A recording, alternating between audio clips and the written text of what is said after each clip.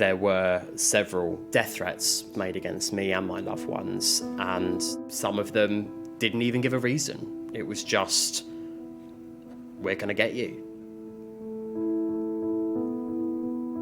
A thought suddenly started coming into my head of, nothing's going to improve, nothing's going to get better. Work-wise, personal life-wise, no one wants you around, and I then did something really stupid. This is Elliot Colburn talking about his attempt to take his own life. I am so grateful that it didn't work. I was so lost. I never ever want to feel like that again. It was the most scary experience of my life. You were and are now a member of Parliament. How did that affect the situation? I think that probably is the primary reason, actually. I think my job is the reason I didn't reach out for help or tell anyone, even family members. I just did not think that people would be particularly sympathetic. When it comes to an MP's, I think, mental well-being, we're not necessarily seen as having, on a human level, those same set of emotions that other people have. Elliot Colburn was just 28 when he became a Conservative MP. He's 31 now and still one of the youngest MPs in the House. As you'll hear later, his story adds to more evidence of what MPs are warning is a growing crisis amongst those who govern us. A crisis that has potential implications for all of us. My name is Jennifer Nadel. I'm a journalist and the co-founder of the cross-party think tank, Compassion in Politics. I've worked in and around Westminster for nearly 4 decades. And in this programme, I'll be handing the floor over to politicians to speak candidly about their mental health. As you'll hear, what they reveal raises serious questions, not just about their own well-being, but also about the health of our democracy. And I want to take this chance to say thank you to everyone who saved me, and sorry to my family and loved ones who I Earlier this year, Elliot Colburn told Parliament and the nation about his mental health crisis to highlight the 6,500 people each year who take their own life. But I don't recognise that man anymore. I know that nothing is ever really. He was blown away by the reaction he got. Sir Keir Starmer came over to me to say that he thought it was a really good thing to do and glad that I was doing better. The Prime Minister asked to see me straight afterwards. He gave me a big hug and just said, I hope you're doing okay. However, what Elliot hadn't expected. I think the most shocking thing that happened was the sheer number of colleagues that reached out to say that they had had similar experiences. 8 colleagues had reached out to say that they have been in such a dark place themselves. 8 is a really large number of your colleagues. How sure can you be that it was as many as 8? I actually sat down and wrote out the names of the colleagues that came to me.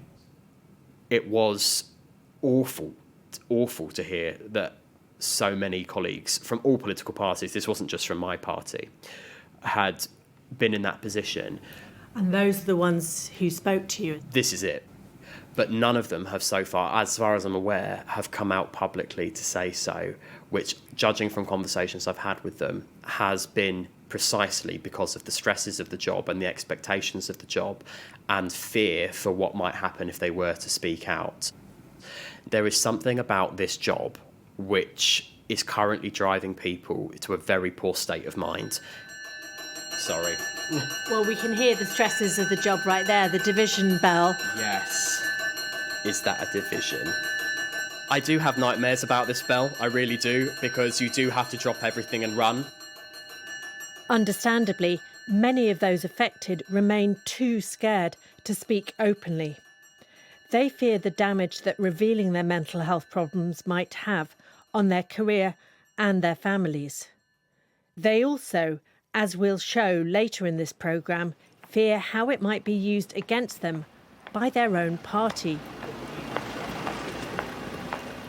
Right now, I'm on my way to a central London location to meet another Conservative Member of Parliament. this time a former government minister. We've agreed to conceal their identity at their request so that they feel safe enough to speak openly. My producer is going to voice their answers. Thank you so much for speaking to us. We're actually sitting outside in a garden, so if you can hear any bird song mingled with the traffic, it's not BBC sound effects, it's actually real birds. Now, you always wanted to become a parliamentarian. What was the reality when you got here, I wonder? What did you discover? Well, it was an extraordinary moment. When the returning officer announces you are duly elected in that weird voice that returning officers always seem to have, and you report on Monday morning. You arrive and the doorkeepers know exactly who you are. They're magnificent, the doorkeepers. But then the first of many contradictions strikes you. Hot from the campaign trail where you've promised to hit the ground running and make a difference. You're immediately incapable of making a difference. And I felt completely lost. This mismatch between, on the one hand, your constituents who in the end pay your bill and have sent you there to deliver big change, and yet very often you're not feeling that you're delivering as the parliamentarian you promised to be, nor as the minister.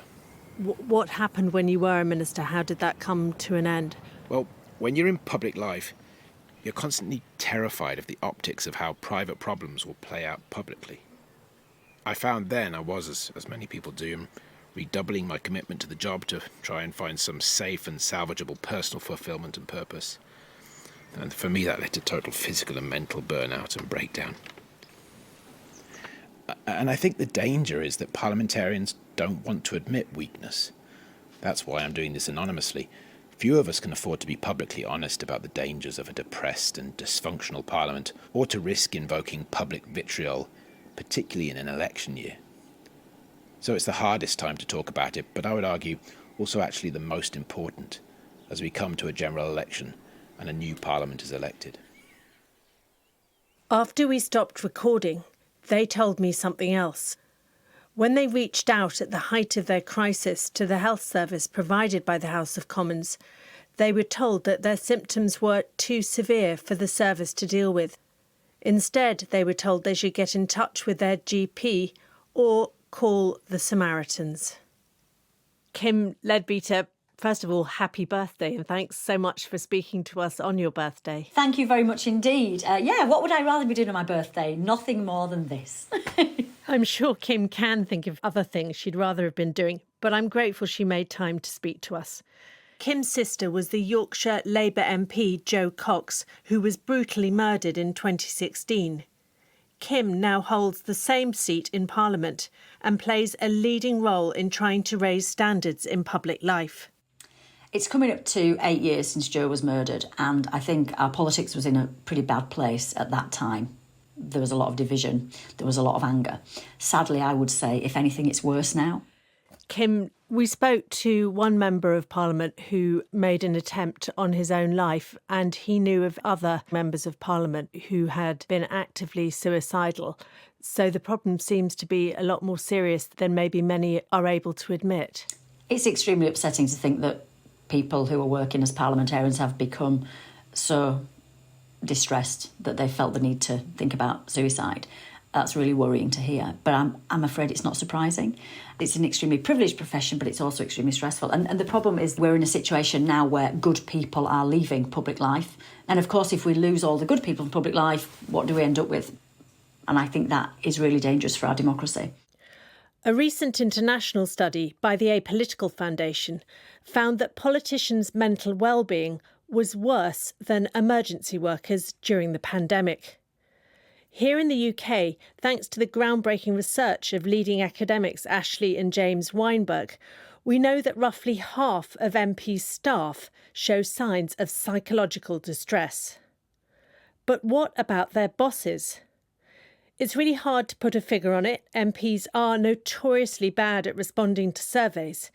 But this programme has been given access to some new evidence, which gives an indication of the impact. It comes from a survey of departing MPs being conducted jointly by the Apolitical Foundation, Compassion in Politics and 50/50 Parliament. So far, over 100 MPs have announced they're standing down at the election. The survey is still open, and one of the questions it asks MPs is whether their job has adversely affected their mental health. 8 of the 12 who've responded to that question so far say it has. Another indication comes from new parliamentary data just released to this programme, which shows that mental health is now one of the top 2 reasons MPs are using the in-house health service. Here's Conservative MP Elliot Colburn again. If we do not address this problem with the poor state of mental health amongst parliamentarians and those seeking to become parliamentarians, we will end up with a future parliament which is rammed full of people who are thick-skinned, but to the point that they lack empathy and that they can't relate to those vulnerable people that they're supposed to be representing. And I'm not sure that spells good news for our democracy. What are some of the things that you think contribute to this toxic environment? I think some of it is the practices within Westminster itself and the way that Parliament is set up, some of the drinking culture that we have here. I think some of the archaic processes that we have in Westminster contribute to it as well. But I'd say by far the biggest factor is social media. I think social media is the big game changer. That is what is around now that wasn't around 10 years ago. Yes, hi, Carolyn, come on in. Just invited Carolyn Harris, who's the MP for Swansea East, to come and join us. Hi, Carolyn. Carolyn, by the way, is a Labour MP, technically Elliot's opponent, but also his friend. We're just talking about social media and the extra impact that has on you as an MP. And I wondered if you could talk a bit about the experience you had with that photo. Oh, God, that photo haunts me. And you'd think now, 4 years later, it would have been long gone buried, but it still comes out every time someone wants to have a go. So I've got the photo on my phone here, Carolyn, I'm afraid, and it shows you sitting in the House of Commons, face looking down, and it looks like you might be asleep. Well, I'm not asleep, I can assure you of that. That was a PMQ session. And even now, it is so painful.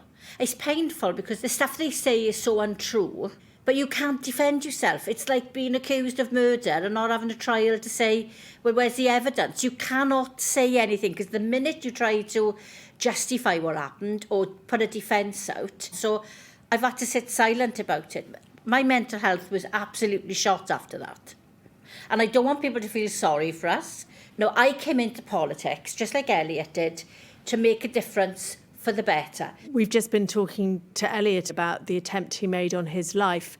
How worried are you that if this environment continues, it's going to have an impact on other MPs? There will be MPs at this very moment in time having similar thoughts.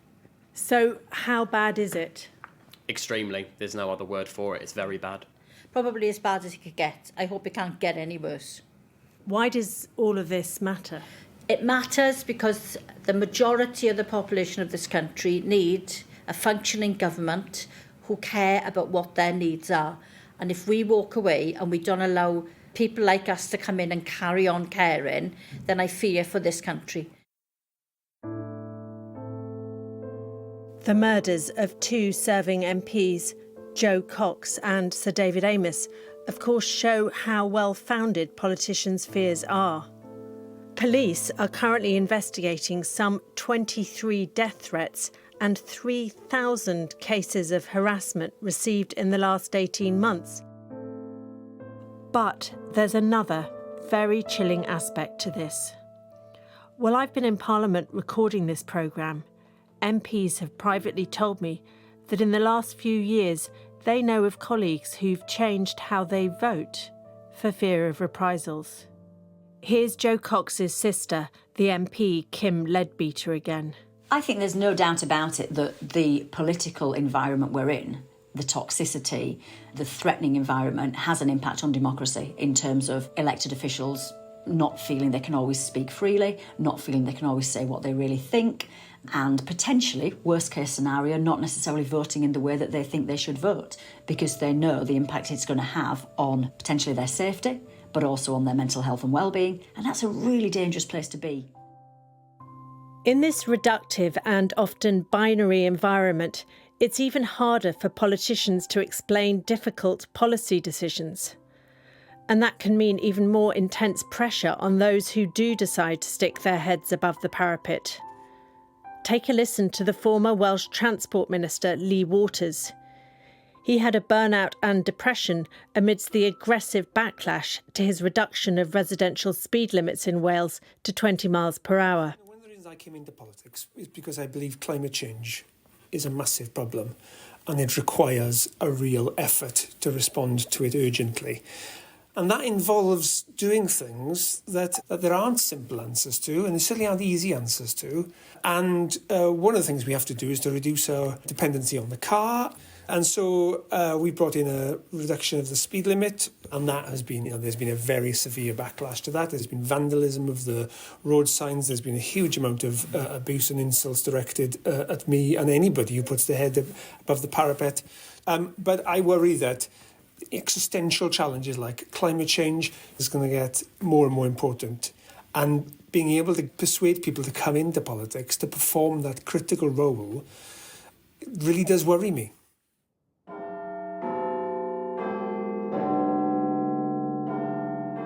Of course, conflict is entrenched in the way Westminster does politics. As anybody who watches the weekly Punch and Judy show in Parliament, also known as Prime Minister's Questions, will tell you. But he didn't, because he's spineless, hopeless and utterly shameless. But suggest modifying PMQs to many MPs, and they'll act as if you've suggested heresy. He is being changed by his party. Those who defend Prime Minister's Questions say that it's an important moment of drama which gets the nation's attention. What would you say to that? I would say to that, look where it's got us. We're not in a good place. I mean, if people want drama, there's loads of things on the telly. I think PMQs is the worst bit of Parliament, I would suggest. It isn't realistic or representative of what goes on the rest of the time. Politics should be about getting the serious business of running the country and looking after people and helping people. If you want to, watch a show with a bit of excitement and a few fireworks, there's plenty on Netflix and elsewhere.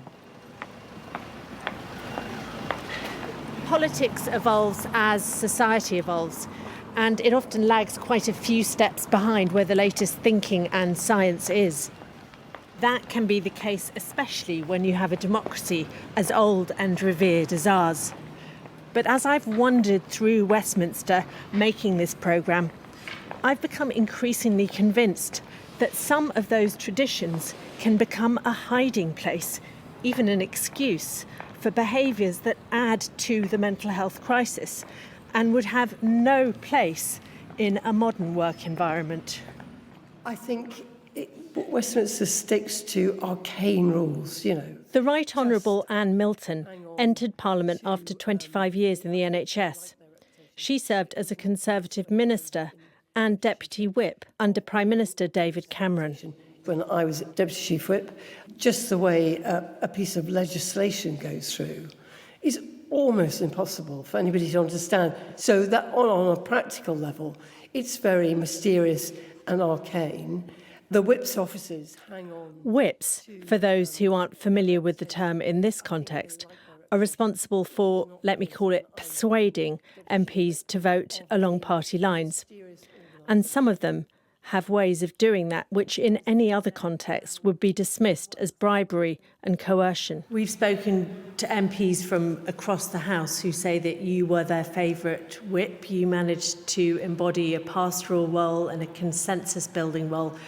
What do you think the impact on mental health is of the whipping system when it's in the wrong hands?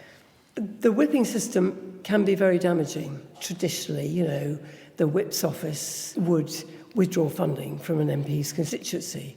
They might contact their political party locally, their association chairman, all these things. Absolutely, it has got to change. Coercion, control, all those things, in my view, have no place in a modern government. Many backbenchers say that their poor mental health is exacerbated by high levels of powerlessness in a system where the government controls the legislative agenda. One long-serving Conservative told me the Commons was, quote, a mausoleum of disappointment. And with only 5% of backbenchers' legislation ever becoming law, that disappointment is understandable. I would say since the Brexit referendum, politics in the UK is broken. And if, like the Scottish National Party's Philippa Whitford, you come from a smaller party, the frustrations can be even greater. I think that is particularly due to the changes where the holding government to account, the balance of power has changed. So parliamentarians have lost power. We've seen the judiciary weakened. We've seen protest bans. All of the voices that with an unwritten constitution in the UK should keep a government under control have been weakened. And the bigger a majority a government has, the more they get to do anything they like. So is politics in the UK broken? My sense from the conversations I've had in making this programme is that the mental health of politicians is a canary in the coal mine of a deeper political malaise. And of course, what happens in Westminster doesn't happen in a vacuum. As our anonymous former government minister points out, the malaise in Parliament is no different from the malaise being experienced by many others outside its walls. I don't for a minute want to suggest that Parliament's in any way unique. I think across our society, I see it in constituencies and in public services and charities and communities, the sort of 20% of people that do 80% of the work. Those people that care and want to make a difference feel that they're kind of struggling and losing hope. And that's a terrible, terrible thing for society. I'm not making a political point here. I think it's a malaise of modern society which, as a country, as a society, and as a parliament, we've got to talk about. But it's all the more worrying because it's to Parliament that people look for the spark of leadership that will help. So if the very place that people are looking for us to be the change is suffering that same malaise, a sort of collective national nervous breakdown, then we have a problem. The power to change things is spread across multiple bodies, making, I'm told, reform even more problematic. Constitutionally, members of Parliament are their own bosses and so technically responsible for their own mental health. But the Speaker of the House of Commons has pledged to improve services for the whole community. His office turned down our repeated requests for an interview, offering us instead a statement saying that it is, quote, encouraging that so many MPs are talking publicly about their mental health and that, quote, the entire community has access to the support they need. Data shared with us shows that use of the health and wellbeing services provided by the House is rising. Ultimately, though, change will only happen if the government of the day decides to prioritise it, and there's support from all who wield power, including, of course, the parties and the whips. And often the whips' offices. Here's Anne Milton again. When the Speaker of the House of Commons said men could take their ties off, you would have thought that the world had fallen in, to be absolutely honest. And maternity leave, paternity leave, all those things. The House of Commons has been late in coming to these things. But absolutely, it has got to change, because what we're looking at is not individual political parties, not even the government of the country. It's about democracy. And then, of course, there are the optics. At this charged and politically fragile moment of history, MPs are all too aware that any attempt to get their own house in better order could garner negative press and allegations of navel-gazing and self-obsession. The fear is that reforms could all too easily be dismissed as self-indulgent wokery rather than a long overdue attempt to modernise politics. Ultimately, those we've talked to say change will only come if MPs themselves acknowledge the real extent of the problem and decide to act together. The question is, will they? Here's our anonymous former minister again. You know, I come from industry, and no serious organisation would take its key, its staff, and again, Parliament isn't a business, but the people are the key to it, and then treat them in that way. There's no formal HR. Your party sure has a duty of care to you, but very few MPs would go to their party and say, I need help. The danger is that a new generation of MPs will arrive like new soldiers at the Somme and end up in the same place in a few years' time. The political class in Parliament has got a responsibility to the nation, to the Crown, and to itself. The public can't sort this out. We have to. It's our mess. It's our Parliament. It's our problem.